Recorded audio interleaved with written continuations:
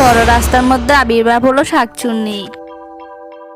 বড় বাচ্চা বেঁচে গেলাম। কি মানুষ রে বাবা, ঋষিমুনিদেরও তারা ছাড়ে না, এদের তো ভালো করতেই নেই। যাই এদেশের রাজার দরবারে যাই, সেখানে অবশ্যই আমার যত্ন যত্নের কম হবে না, আবার তাদের এমন কুচুর করে চিন্তা ভাবনাও থাকবে না। এই কথা ভেবে শাকচুন্নি রাজদরবারের উদ্দেশ্যে হাঁটা শুরু করলো। হাঁটতে হাঁটতে বতির মধ্যে তার সেই বট গাছের সামনে দিয়ে অতিক্রম করতে হলো।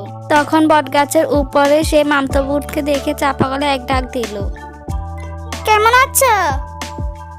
মামতবুট তখন গান গাচ্ছিল। নিচ থেকে একজন ঋষি অবনব দেখে সে বটকে গেল। এই তো দেখছি ঋষিমণি, আমাকে অভিশাপ দিও না মা, আমি এই গাছেই থাকি, মানুষের কোনো ক্ষতি করি না, আমাকে ছেড়ে দাও, দোহাই লাগে মা তোমার। এই বেটা দেখি আমার গলা চিনতেই পারেনি, একে তো একটু মজা দেখানো উচিত। তাহলে তুই মানুষের ক্ষতি করিস, তোর জন্ম হয়েছে মানুষের ক্ষতি করার জন্য। তুই মানুষকে ভয় দেখাস না, সত্যি করে বলবি, আমি কিন্তু সব জানি।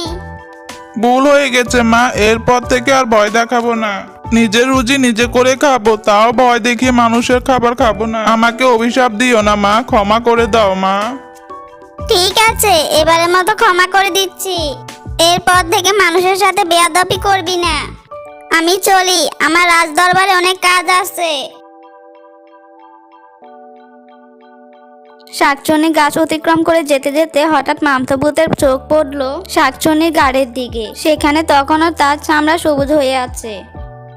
এ কি, ঋষিমার পুরো শরীর সাদা মানুষের চামড়া, কিন্তু গাড়ির কাছে এমন সবুজ কেন? ও, এটা তো আমার বউ। বা, আমি তোমায় চিনতে না পারায় সুযোগ নিয়ে আমায় ভয় দেখালে। তবে কাল থেকে তোমার সাথে কথা বলায় না মনে হলো, কতদিন তোমার সাথে কথা বলিনি। হা হা হা, ভালোই দিলে তুমি।